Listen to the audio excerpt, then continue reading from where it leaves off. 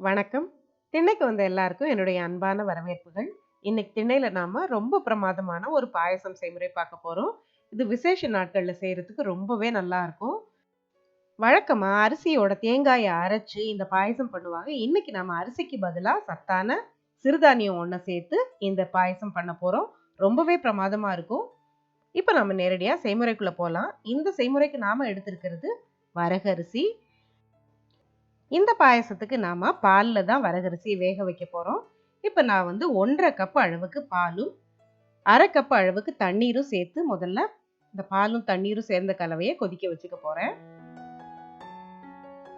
பால் கொதிக்கிற இந்த சமயத்துல நாம இன்னொரு அடுப்புல இந்த பாயசத்துக்கு தேவையான வெல்லத்தை கரைச்சுக்கலாம்.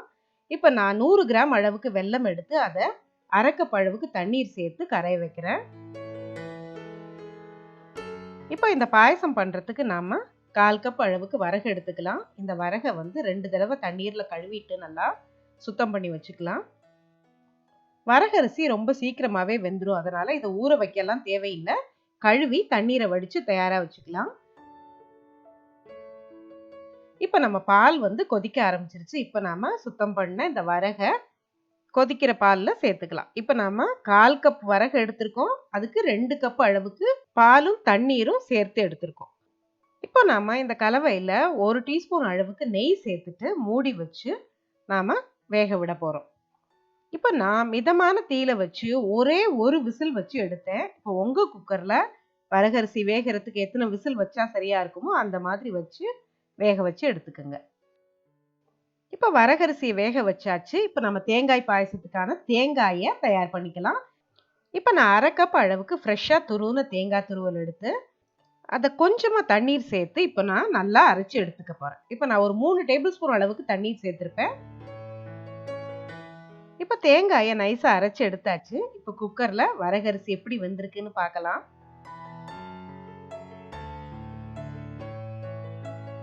இப்ப பாத்தீங்கன்னா தெரியும், நல்லா கிரீம் மாதிரி பால்ல நல்லா வெந்துருச்சு வரகரிசி.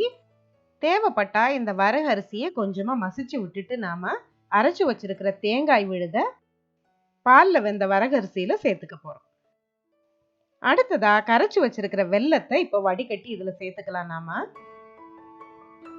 இப்போ இந்த பாயசத்தை நாம நல்லா கலந்து விட்டுட்டு கொஞ்சமா ஏலக்காய் பொடியும் துளி உப்பும் சேர்த்துக்க போறோம். ஏலக்காய் பொடி சேர்த்ததை நான் வீடியோ எடுக்காம விட்டுட்டேன். இப்ப நீங்க மறக்காம ஏலக்காய் பொடி சேர்த்துக்கோங்க. அரைச்ச தேங்காய் வெள்ளை கரைசல் எல்லாம் சேர்த்துருக்கோம். இப்ப பாருங்க கொதிக்க ஆரம்பிச்சிருச்சு. தீ ரொம்ப மிதமா வச்சு ஒரு கொதி வர்ற அளவுக்கு நம்ம கொதிக்க விட்டா போதும். இப்ப அது கொதிக்கிற நேரத்துல நாம இந்த பாயசத்துக்கு தேவையான முந்திரியை வறுத்து எடுக்கலாம். இப்ப 1 டீஸ்பூன் நெய்யில நான் தேவையான அளவுக்கு முந்திரியை சேர்த்து இப்ப வறுத்துட்டு முந்திரி ஓரளவுக்கு வறுபட்ட உடனே அதுல வெட்டி வச்சிருக்கிற இந்த தேங்காய் துண்டுகளையும் சேர்த்து வறுத்துக்க போறேன்.